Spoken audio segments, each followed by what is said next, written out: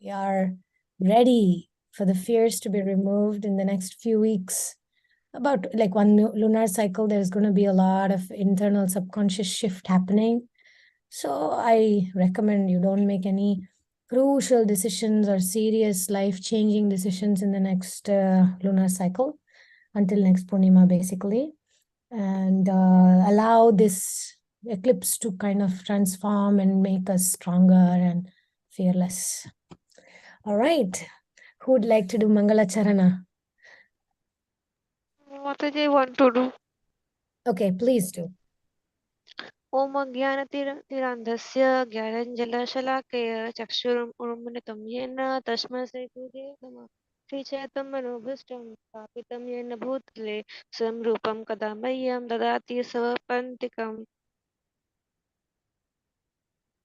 वन्देऽहं श्रीगुरु श्रीयुतपदकमलं श्रीगुरुवैष्णव च श्रीरूपं सहग्रातं सहगण रघुनाथं तं सजीवं स्वदितं सवधूतं प्रियजनसह सहितं कृष्णचैतन्यदेवं श्रीराधाकृष्णपदं सहगण ललिता श्रीविशाखान्वितं च नमो विष्णुपादाय कृष्णपृष्ठाय भूतले श्रीमती भक्तिवेदांत स्वामिनिति नामिने नमस्ते सरस्वती देवी गौरवाणी प्रचारिणे निर्विशेष शून्यवादी पाश्चात्य देशतारिणे जय श्री कृष्ण चैतन्य प्रभु नित्यानंद श्री अद्वैत गदाधर शिवासादि गौर भक्तवृंद ओम नमो भगवते वासुदेवाय ओम नमो भगवते वासुदेवाय ओम नमो भगवते वासुदेवाय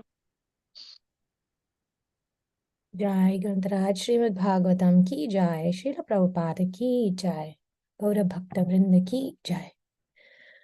Excellent. Now we saw that Indra, well, not so excellent that Indra has stolen Prithu Maharaj's sacrificial horse. And we're going to see the great quality of Prithu Maharaj and the difference between pure devotee, Prithu Maharaj, and a devotee, Indra, in devotee with some weaknesses. Okay, let's see.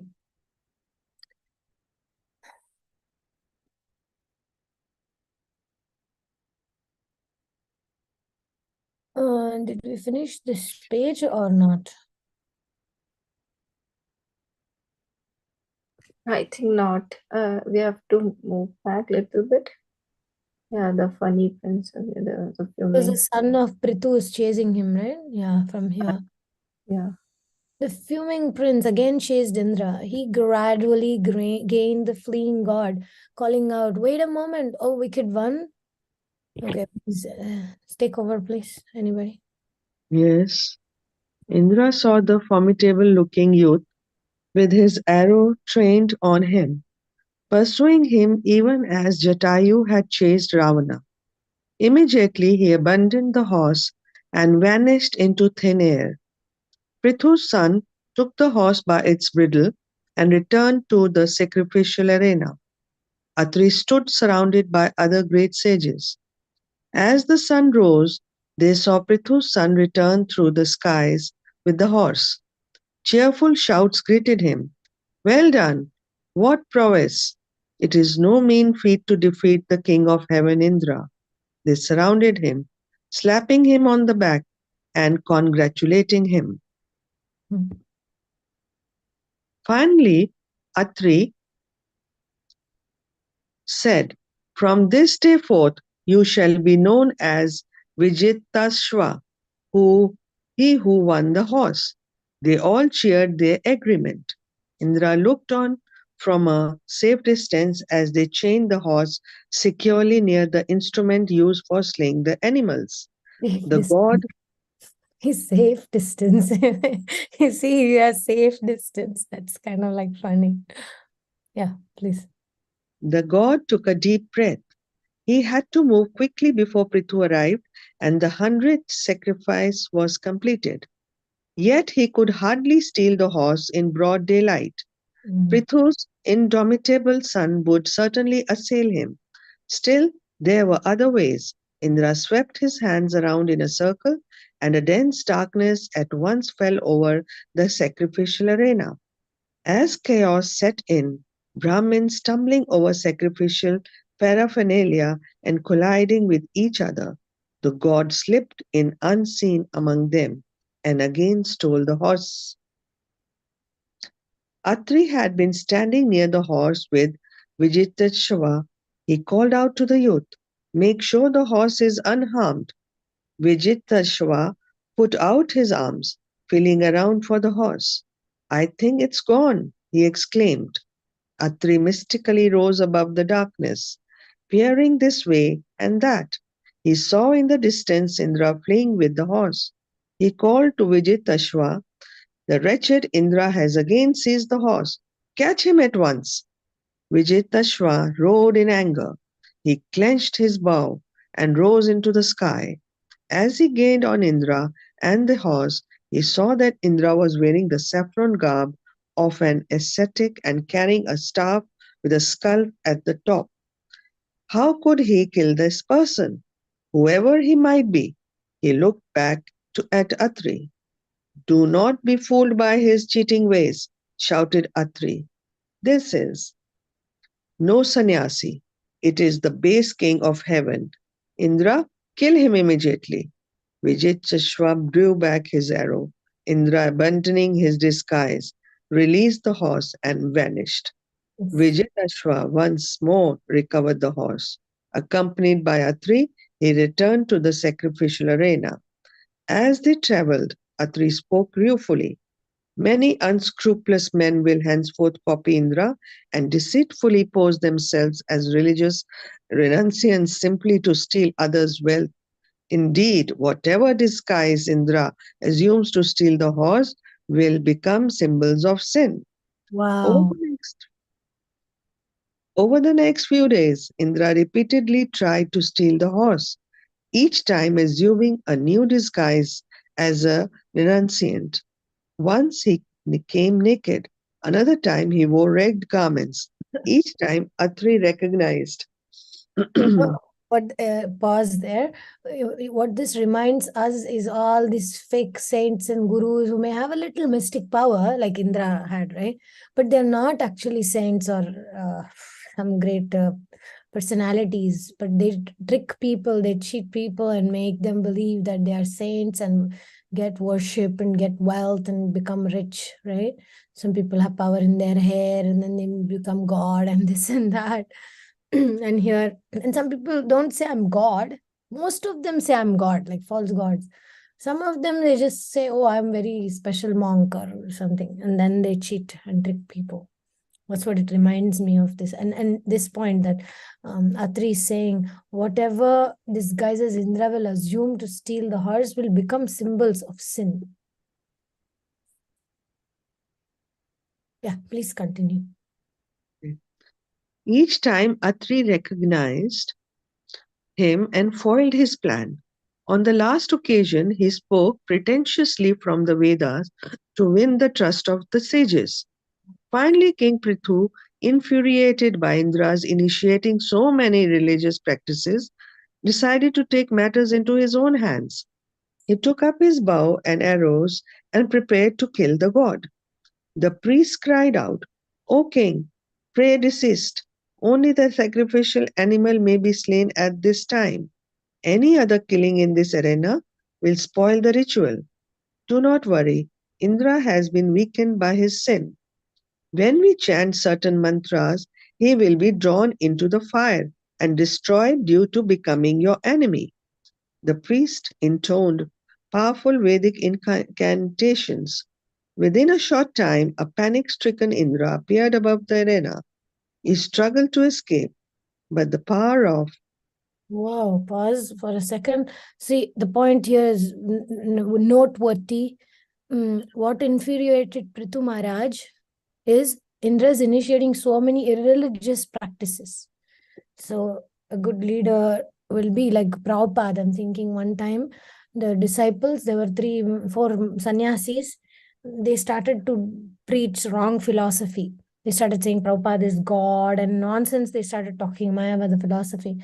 And then Srila Prabhupada kicked them out of ISKCON. And then these sannyasis were just on the street. They didn't know where to go. And they were like for some time like that.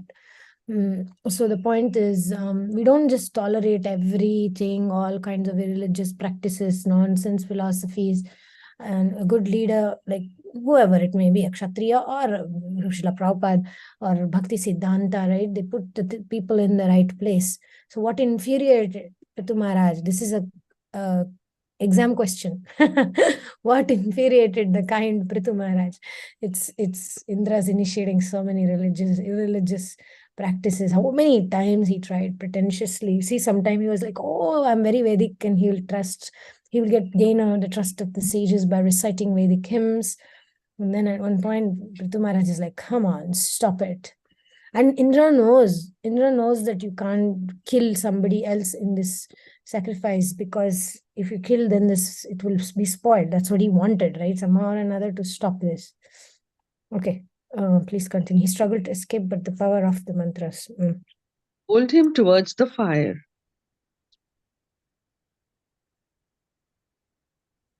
Just then, four-headed Brahma appeared. Riding on his swan carrier, he placed himself between Indra and the sacrificial arena. His sonorous voice rang out, "Stop, Indra, you should not be slain. He represents Vishnu. Therefore, he is as God as the Lord and cannot be killed. Indra is the head of the gods, whom you are trying to please with this sacrifice. How then can you slay him? Furthermore, by attempting to kill him, you will simply induce him to do further mischief. To impede the sacrifice he has already adopted means which will destroy the clear path of religion.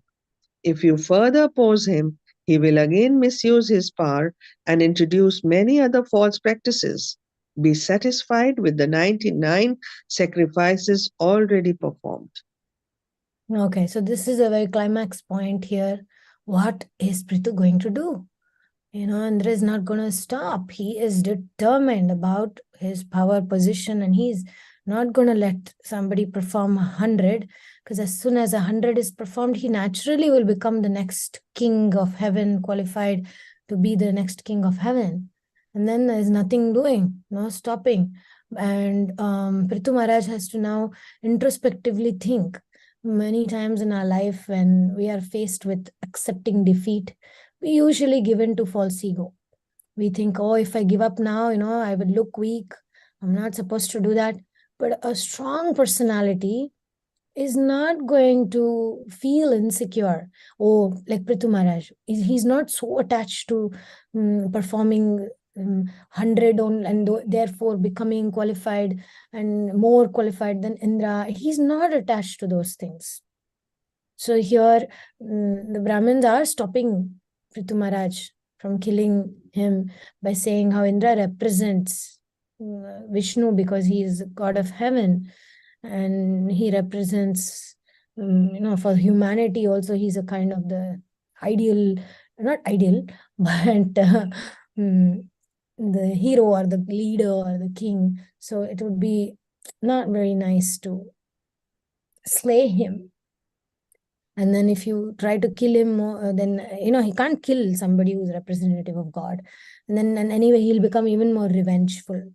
So sometimes it's not black and white. Justice is not black and white.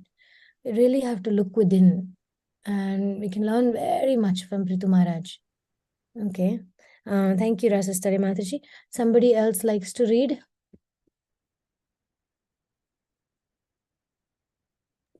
Okay, I'll read. The Brits and Prithu all rose in respect. The chief priest said, "It is our duty to fulfill the order of the king who desire 100 sacrifices." Brahma turned to Prithu, who stood with folded hands. "My dear king, as a great devotee of the Lord, you are already a liberated soul and do not need to conduct such rituals. I wish both you and Indra well. You are both part and parcel of the Lord, and in that sense not different from one another. Therefore, kindly give up your anger towards Indra." Prithu frowned. "I have determined to execute 100 sacrifices. How can I now neglect my determination?" Brahma said, "My dear king, sometimes even saintly person meet with uh, reversals. Such incidents should be taken as providential. Okay, pause, remember this. Sometime we may try to do the right thing, but then we may be, something may happen. And even though our intention may be very spiritual, we want to go on a yatra to Vrindavan, or we want to do some spiritual thing for Kartik, but then somehow or another Providence has it differently planned. So how we take it? We learn that from this. Yes, Mataji, you wanted to say something? No, nothing. I was just thinking about this point. Yeah, it should be taken as providential. We shouldn't do prayasa too much over endeavor for something about our own plan. That's why I keep emphasizing the point, our will versus God's will, right? So we to be open for God's will. Okay, please continue. Kindly heed my words with respect. We should always remember that if something happens by divine arrangement, we should not be sorry. The more we try to rectify such reversals, the more we enter into the darkest region of materialistic thought. Therefore, stop this sacrifice. Prithu took a deep breath. Can Indra not be stopped instead? After all, I am trying to worship Lord Vishnu. Brahma said, Indra is the most stubborn of the gods. He will not stop. Unfortunately, even the gods are infected with material desire. In order to steal the sacrificial horse, he has already introduced many dangerous imitations of religion which will deceive ignorant people. On the other hand, my dear king, you are an empowered expansion of Lord Vishnu. Due to Vena's sinful activities, religious principles were almost lost. You appeared from Vena's body to institute religion. O protector of the people, bearing in mind the purpose of your appearance, kindly act in such a way as to stop Indra creating any more pseudo-religion. Prithu's broad furrowed. Brahma was right. Better he gave up his attachment to completing the 100th sacrifice and focus on establishing good government and religious principle. Prithu folded his arm. I bow to your decision, my lord. Let there be peace between myself and Indra. The king of the god descended to the earth and encouraged by Brahma, the two embraced. Taking Brahma's and Indra's permission, the king took the Okay, let's pause. This is something relevant for us. Sometimes in our lives, we may have some aggressive personalities or characters, narcissists, so to speak. And there's no point fighting against them. They're not going to change. They are stuck in their own disease. Everybody has some or another bhava roga, material disease. And some people have certain disease for power and position. They may do anything. They may put us down. They may neglect us. They may ignore us. They may give priority to people just because of power and position, and etc. can happen. So when that moment, this thing can happen to us. We will think like Prthu Maharaj, I'm only trying to serve Krishna, why they're doing this.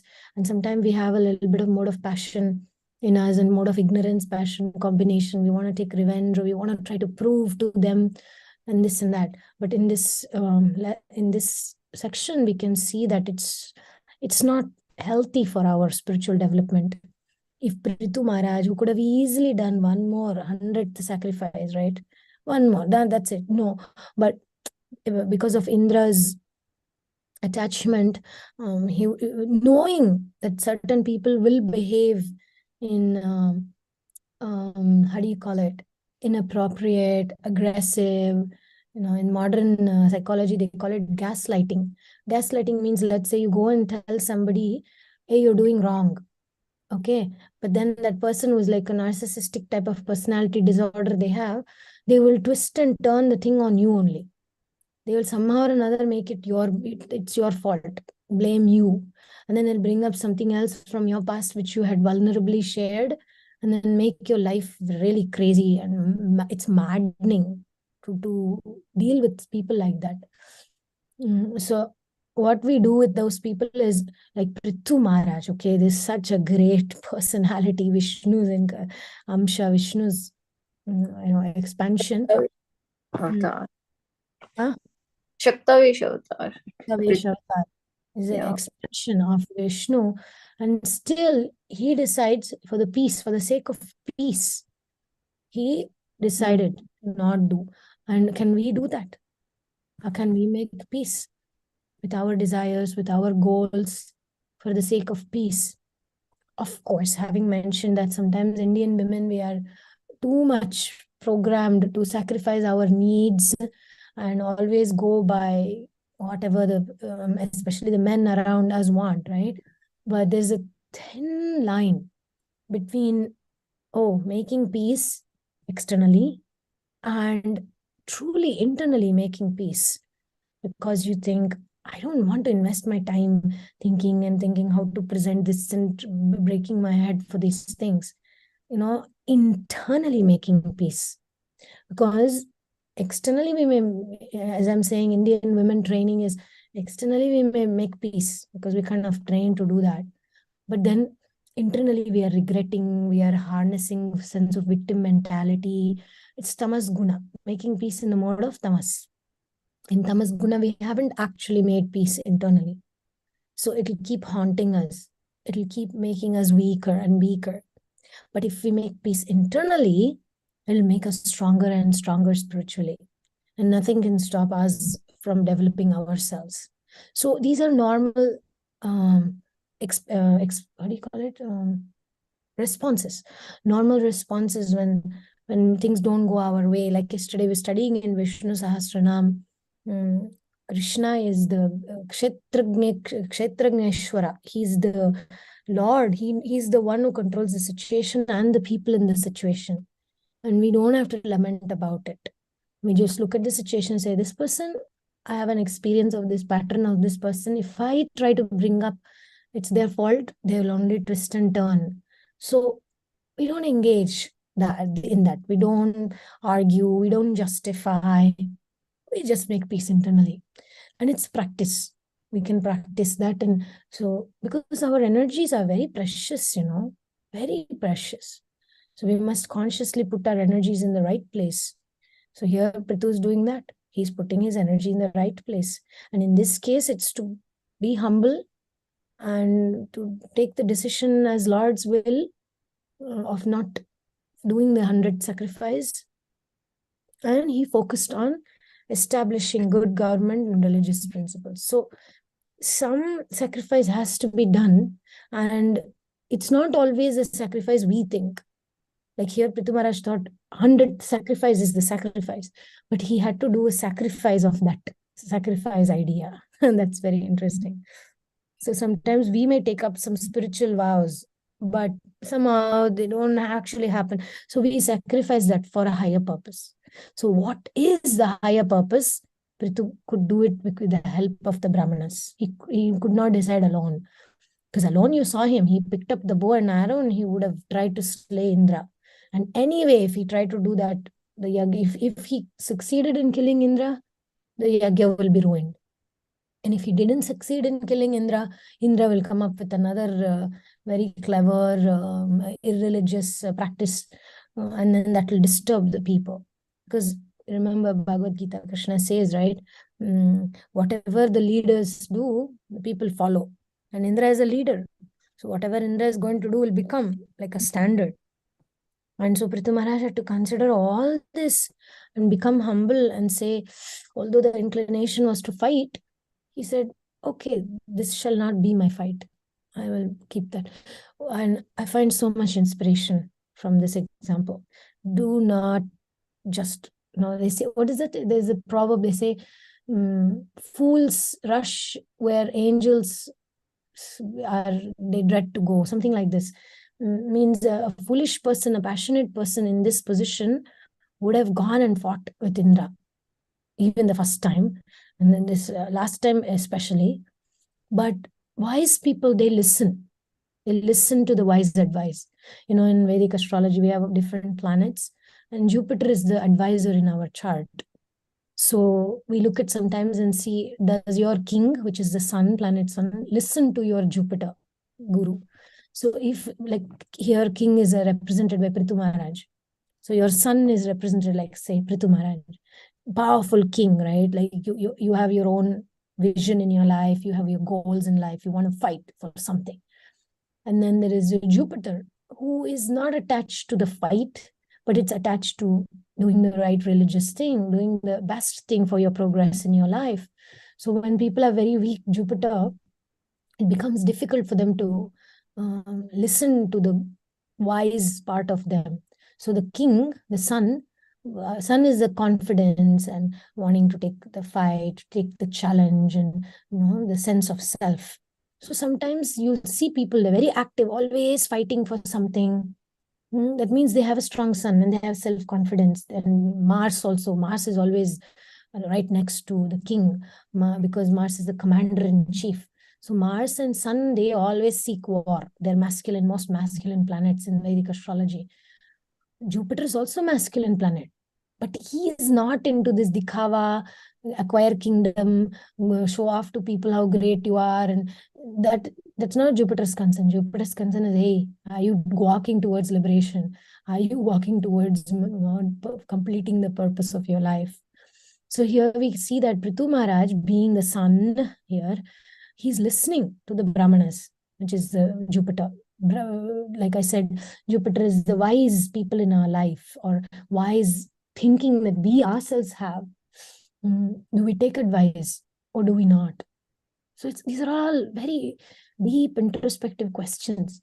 Bhagavatam is not some religious text that we slap on our cheeks and say, oh, Bhagavatam, very nice, and nod our head.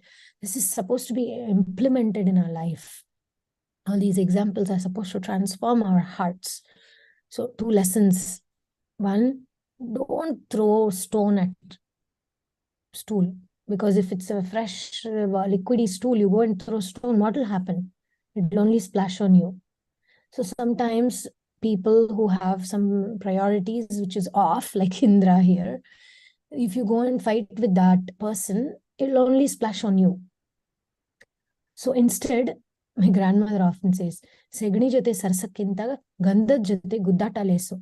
So instead of taking wrong battles, or don't take every battle, choose your battle wisely. Okay, so instead of going after fighting with people who have lower value systems, instead of that, you focus on, even if it's a fight with somebody of greater values, may somebody like here, Prthu Maharaj is arguing with the sages, because sages are telling him, hey, because of Vena's sinful activities, religious principles were almost lost. And we had to do so much hard work to bring you to life, So now please, act in ways that you can stop Indra from more pseudo religions. We are tired of protecting the kingdom. This is Jupiter's role, was the whole Vena's story, how Jupiter saved the day. Jupiter is it represents the sages, it represents the protectors of religion, it represents the wisdom. So they saved the day. And now Prthu is again going for sun. He's going after sun. Sun and Jupiter are friends, in Vedic astrology, because, Jupiter is always thinking of the favor of the king. Jupiter is not like, say, Saturn. Saturn is an enemy of the sun. Saturn means depression, victim mentality. Oh, nobody likes me, nobody treats me nicely. That's Saturn. But here, Jupiter is not saying those things. He's saying, hey, look up. Think of the bigger benefit of the kingdom. Think of what is the right thing for you to do. We all did so much to save your father's body, and then we brought you to life. Now don't ruin it all. Don't allow Indra to create more and more irreligious things. So externally, it looks like a compromise. Even in our life, when Jupiter comes and tells us, hey, don't do that, like that, we will usually feel, hey, I'm going to appear very weak. I don't want to appear weak. I also am something. So the sun will struggle there. But if we listen to Jupiter, then we are investing for a better expansion of our consciousness. Because once your consciousness is expanded, no kingdom is strong enough to fight. No enemies are strong enough to be defeated by. But if we wage war before we are strong, then we lose. So we may win battles, but you may lose the war. So here, this is what exactly is the sage's point. Don't just win the battle and then you lose the war. Think of the war. What's the ultimate purpose? The welfare of people, establishing religious principles. Same we can apply in our life. What is your goal? Is to win that little battle, little argument right now, or whatever it is that we want in the moment? Or is it growing as an individual, becoming the best version of ourselves that Krishna can love? So we have to very cautiously pick our battles in life. If we pick useless battles, we waste our energies, we tire our army, and then the army has no strength to fight the real war when the actual thing happens. And leave and move ahead. Exactly. Move on. Move on. With the help of wisdom and knowledge. Move on. Okay, so I think we'll pause here for today and continue tomorrow. That was a lot of wisdom. Snehamati Mataji, I don't know when you arrived, but I just wanted to mention in the last 10 minutes, I was speaking also about like how to deal with narcissistic people. One thing is externally abiding, internally, making peace and what it means. I don't know if you heard it, but it's an important part for our project. Just take No, the Mother. Anyway, I have to listen to the class. I just joined. okay. The last 10, Then I 15 will listen. Yeah, I'll put it. I'll record it. yeah, you can transcribe that part. Okay. Because Prthu and this whole example is very, very accurate about what do we do when we are in abusive situation by somebody who is strong but mad, but you can go above and beyond for your sake of your real growth and your real duties. Okay. Thank you very much. And now, Rasastali Mataji, are you ready? Yes. Jai. Grantharaj Srimad Bhagavatam ki jai, Harinam Sankirtan ki jai. Yeah. Now let us focus on the affirmations to welcome the holy names into our mind, into our heart, into our lives with a pure heart. And Rasastali Mataji is going to read us the affirmation. Affirmation 13. I meditate on the meaning of the holy names as I chant. Our acharyas have given us many meanings for the holy name, and each meaning contains deep emotions. Krishna, make me qualified to serve you.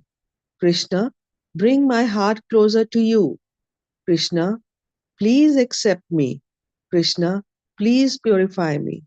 Krishna, uplift me. So when we say, I meditate on the meanings, it means we are conscious on an emotional level of what the Mahamantra means. We don't chant in a blank, feelingless state. We chant while meditating on and feeling the meaning of the mantra. Sometimes when we chant, we text a little bit, maybe talk with someone, or perhaps get distracted by something. This affirmation is encouraging us to avoid such distractions. Meditating on the meaning of the holy name isn't possible if we chant and look at our phone, chant and talk to our friends, etc. I call this chant and be happy. But chanting Hare Krishna is not the same as chanting Hare Krishna. When we enter more deeply into the holy name, we align emotionally with the meaning of the name. For example, let's say someone is talking to us about something serious and we are just smiling. This is inappropriate because we are out of sync with the mood of the conversation.